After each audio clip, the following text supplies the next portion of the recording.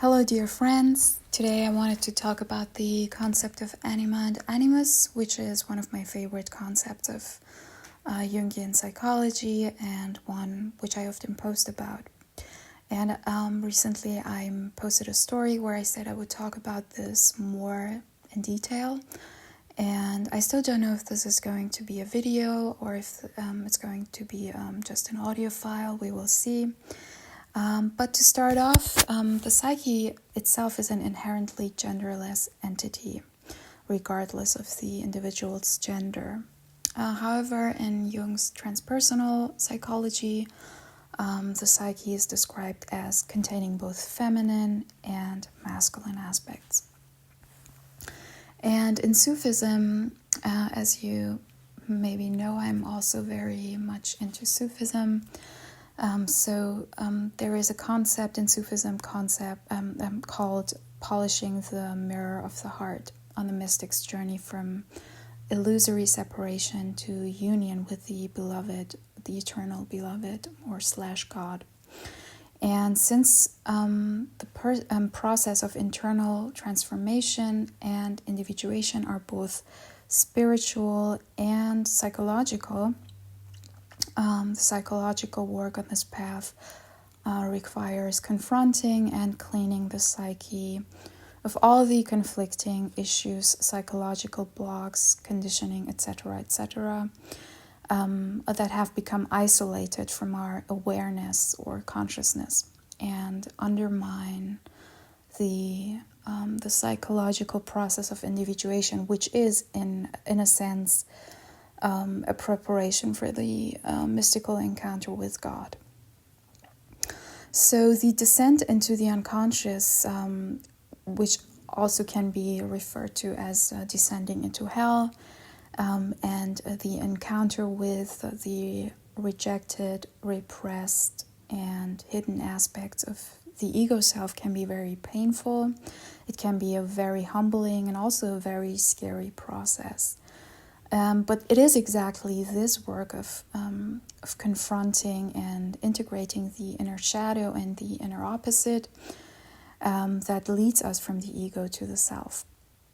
And this whole process leads to individuation and inner transformation.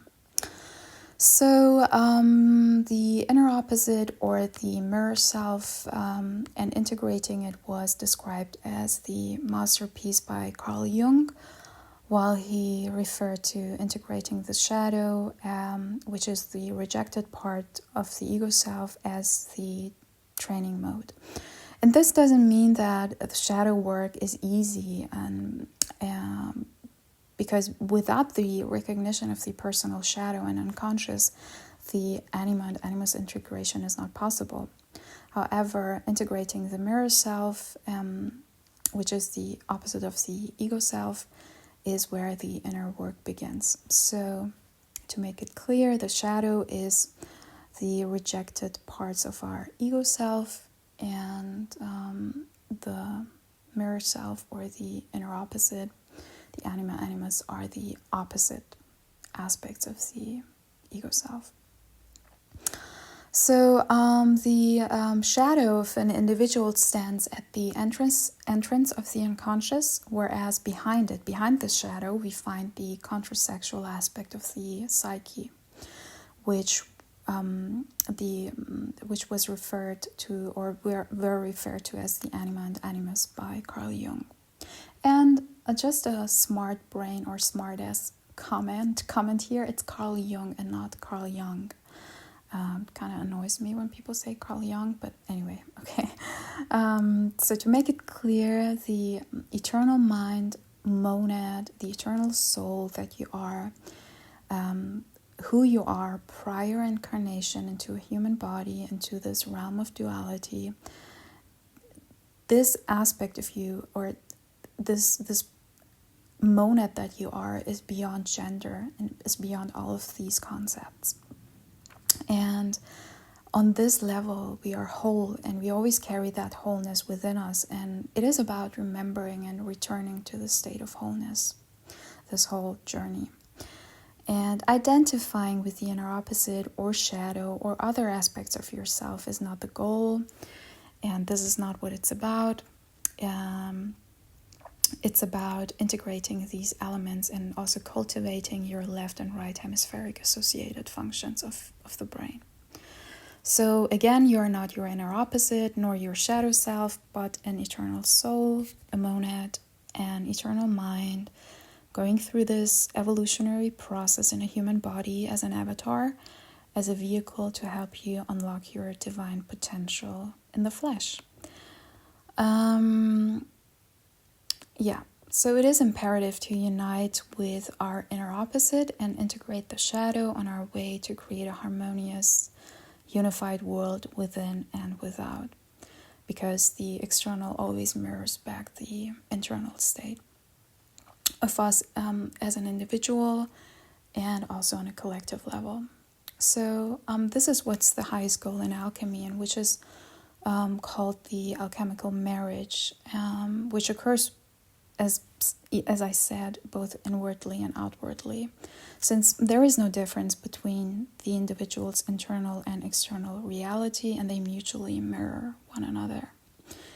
So once incarnated in a human body, as we grow and develop our sexual identity as whether male or female, simultaneously the opposite of it constellates in the unconscious. And we are not consciously aware of this whole process. So a man has an inner feminine, this inner opposite, which is called the Anima in Jungian terms, and a woman has an inner masculine, referred to as the Animus. And usually we first get in contact with the inner opposite through external projection, just like the shadow self. And if the individual does not become conscious of his inner opposite or the mirror self, this inner anima or animus marries the shadow in a sense. And one usually experiences painful encounters with external partners. As the mystery of projection is that what we seek and long for in another is usually what we have hidden and rejected deep within ourselves. So just as we project repressed and rejected aspects of our ego self onto other people, if unconscious, of the shadow dynamics within, we can also end up endlessly seeking and projecting the ideal or rejected inner opposite of oneself in an external woman or man, only to end up realizing that that person is a normal human being with faults and flaws and problems. And if we are not aware of this dynamic, we can blame our partners for playing a character on the stage of our life and playing out our inner drama according to our script, basically. Only when we become aware of these dynamics and integrate the inner anima and animus can the outer life reflect this inner marriage or inner sacred union. Which reminds me of a well-known and famous poem by Rumi. I'm sure you know it. You've also heard it, where he says, "The minute I heard my first love story, I started looking for you, not knowing how blind that was. Lovers don't finally meet somewhere. They're in each other all along." So let's first start by examining the anima, which is the inner feminine in a man, and she carries the image of his soul, his inner self, and its function is just like the animus, which is the inner masculine in a woman, to establish a connection with the depths of the psyche and leading the individual to the archetypal world, the world of gods, so to speak. The anima contains both positive and negative aspects. The inner partner or the inner opposite is both personal and archetypal, but I will talk about this more later. The anima is located in the lower part of a man's body and corresponds to the maternal eros. And the consciousness of man usually develops by the necessary breaking away from the mother's influence and the maternal world, and it requires a separation from the nurturing breast and the dark womb of the mother. This step is necessary for a man to be able to go out into the world and become his own person and separate himself from the mother.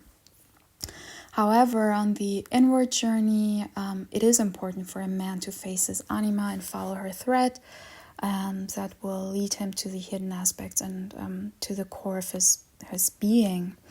And man becomes animated once he connects and integrates his anima. Before that, before this whole process, and before the integration, his life will be a dull and fruitless wasteland, since the creative life force, this Shakti of his inner feminine, she's not flowing and is repressed and not recognized. And the anima has many guises. She wears many masks, and she's both seductress and virgin. She's holy and sinful, dark and light. She's the Virgin Mary and Mary Magdalene.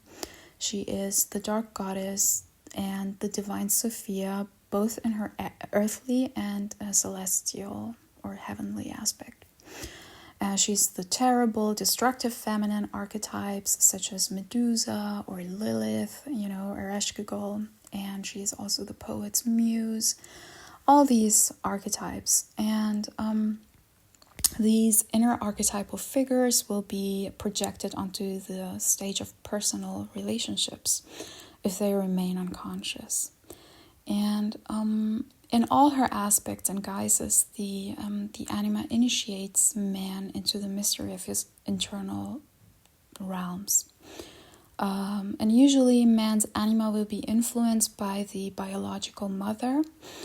And if she influenced him negatively, man will later on find himself feeling oftentimes depressed, unmotivated, insecure, bored with life, not able to pursue goals, and since everything seems meaningless to him and he is unable to enjoy life. He is moody and impotent and orchestrated, so to speak, and he's unable to create a life of meaning. In Marie-Louise von Franz's book, Man and the Symbols, we read that this inner death mother can even push man towards ending his life. And if man is cut off from his anima, which represents life and creation, she will become a death demon or a death mother. And this anima-possessed man will dream of life and enjoying it, but he's not able to actually experience it.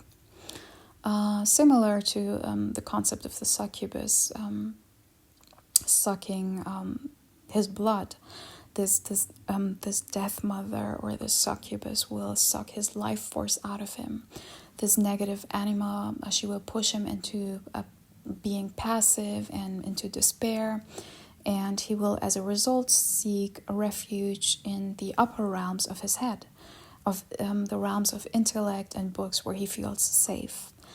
He will become philosophical and start discussing about life, and while being unable to actually live life. And Franz says that by doing so, man saves his mental masculinity, but he sacrifices his phallus, his dick, his penis, since he is disconnected or cut off from his life force, and he's sucked out of life force, basically. And escaping into the realms of philosophy, when one is anima possessed, is not led nor inspired by genuine questions and genuine wonder about life and its meaning, and etc., etc.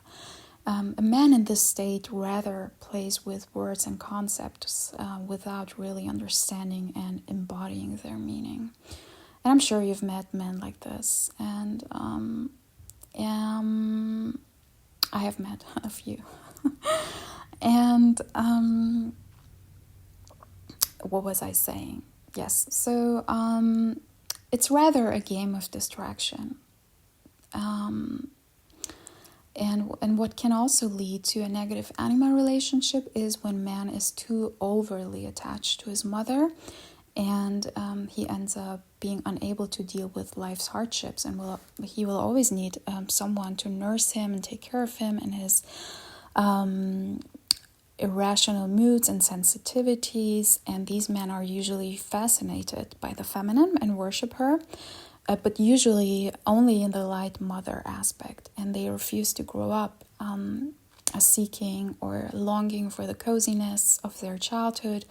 They're constantly seeking women who resemble their mother and who can satisfy their various needs. And these are the so-called man-childs, or which is also known as the Peter Pan syndrome.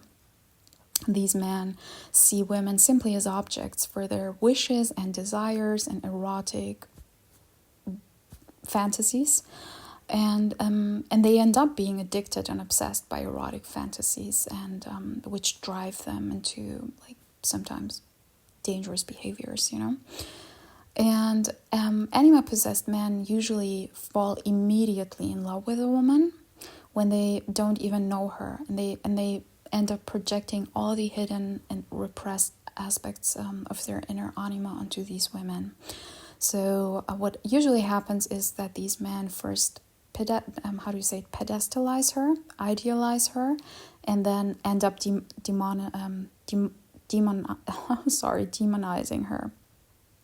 So I'm going to repeat it again.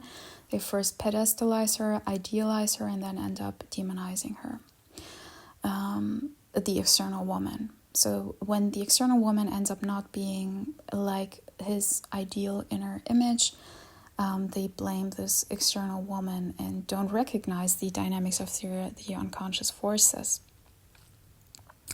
And men who have not integrated their anima and over-identify and overvalue masculine aspects of the persona are both attracted and repelled by external women, and end up projecting those repressed aspects, those repressed feminine aspects within onto external women. So with whatever we reject in ourselves, we become dominated by him, and we have to project it onto something external so that we become aware of the dynamic. And while it is important for the development of consciousness, as I said, to learn qualities of logic and reason and intellect and rationality, and separating oneself from the mother, it is deadly if man is only focused on the outer world and identifies with these qualities only, while rejecting or even discriminating opposite attributes in fear of becoming bewitched, emasculated, or turned into stone. Remember the story of Medusa, the myth of Medusa. Yes, by those qualities.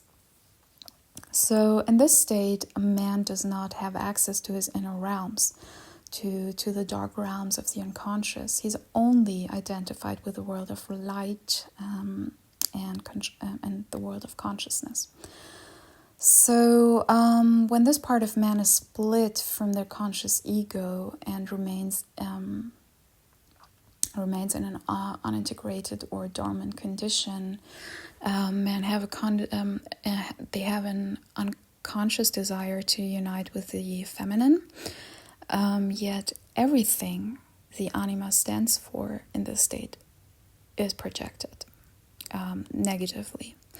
So this means man with an unconscious anima project this desire for unity onto external women instead of uniting with their own inner opposite first. And this can only end in disaster. And this forms an attraction and desire for women, while simultaneously their conscious ego is repelled by them because it views them as a potential threat, as alien and potentially evil, since unknown and repressed within, and something that cannot be explained by their logical mind and reason, and hence is ungraspable. Thus, they seek to control these women in the outer world and dominate them, as the unintegrated feminine within can be felt as a threat and potentially dangerous. And these men are terrified of confronting their own inner feminine, and instead of doing so, they seek women, as I said, to own and suppress and dominate due to the psychological tension of unconsciously wanting to unite with their inner feminine. And this archetypal feminine, which can be connected to the witch or dark feminine archetype, who in her integrated aspect and in her positive aspect has a healing energy, a knowledge of deep knowledge of, for example, the potency of herbs and poison. She is aware of the spiral and cyclical rhythms and the wisdom of life and death, and the power of sexuality, etc., etc. Everything you can connect to the witch archetype in her integrated aspect. If not acknowledged in her repressed and negative aspect, she becomes the dark witch, or not dark in a sense of evil, but the witch who is evil, who is devouring, never satisfied, not trustworthy, who does black magic, who harms people, etc., etc., and thus must be burned at the stake. And this is what happened, because the collective of man, the collective unconscious was and is still afraid of this archetype.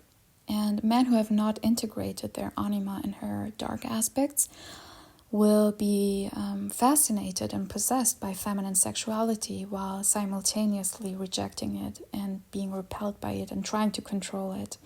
So these are usually the men that go to prostitutes and strip clubs and end up hating those women and blaming them for seducing them, and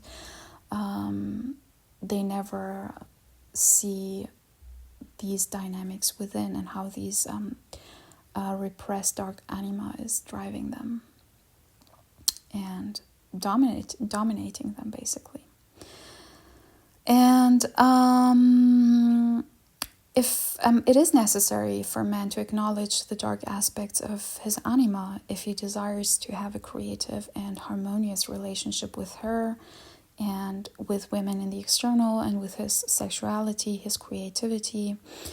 And there is an unacknowledged fear of the dark feminine in the collective unconscious of man still, which denies man access to her lunar healing power. There is this fear of a menstruating woman, of menstrual blood. And I recently had a talk with one of my coworkers who was watching this commercial, on tampons where they showed blood, and he was he acted disgusted by it, but they watch horror movies where all this blood is flowing, and that is not disgusting to them. So this is just an example. And this, when they fear this dark feminine, they are denied access to her natural wisdom, and this is reflected in the relationship with the women on a collective level, and also in their personal lives. Is it still recording? Yes. So this man is always unconsciously frightened to be annihilated by unconscious forces, and he's afraid to be swallowed back into the dark womb of the archetypal mother and the womb of unconsciousness, where his intellect and all its concepts are of no help. And so it is imperative then to descend into the dark hell, you can call it hell realms, of the unconscious, and face the agony and pain and rage of the beheaded Medusa, of the rejected dark feminine, and to reach out to her and listen to her sorrow and acknowledging her sadness and pain. And once that is done, he will be guided back onto the upper realms of his conscious mind, like Beatrice in Dante's Divine Comedy, who guides him through heaven after this descent into the dark realms of hell and purgatory. So only when man faces his fear of the feminine will he be able to have a deepening relationship with his anima. And when he takes his moods and feelings seriously and channels them into art, such as writing, creating music, whatever, etc., etc. So his anima will then open the man to the music of his soul and allow its meaning to manifest in his life. And man will then learn that meaning and fulfillment does not come from the external world, but from the inner world.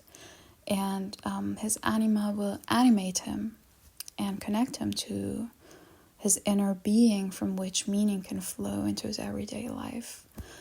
And if practiced over a longer period of time, the process of integration and individuation takes place.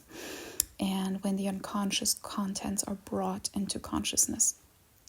And the union of opposites points to the self, and the individual realizes that the real love affair has always been within, and the real love affair is within oneself.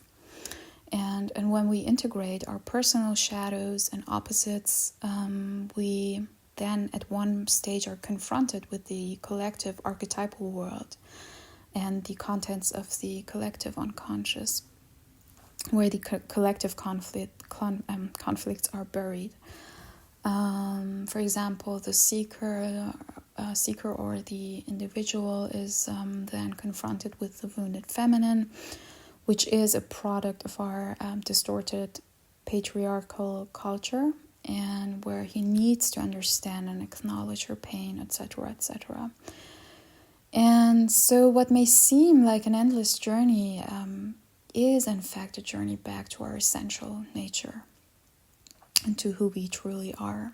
And although one is completely changed after this never-ending journey, maybe, or cyclical spiral journey, it's not a linear journey. One sees himself as one was before in the now polished mirror of the heart. As we were before the mirror got covered by projections and ego conditionings, etc. And once we undertake the psychological purification journey, where we transform these aspects through love and awareness, the distortions are removed from the mirror, and the self is born into consciousness, which then flows with its wholeness through our inner and outer life, and we are freed from projections and not dominated by unconscious inner figures. So in alchemy, this is, as I said, referred as the alchemical marriage, where opposites flip and become the other until no sense of polarity can remain. So light and dark, feminine and masculine are joined together, first separated, then joined together, and in this chemical marriage, and from this marriage, the I hope I'm pronouncing it correctly, the Filius Philosophorum, the child of the philosopher, and the child of wisdom is born, and the outcome is becoming our whole and balanced self again, since union within oneself has been achieved. So since this one has been so long, I'm going to make another episode, another part for the animus, the inner opposite of inside the woman's psyche. And I hope you liked it. And if you have any questions, you can always send them to me. Thank you for listening, and I will talk to you soon. Bye.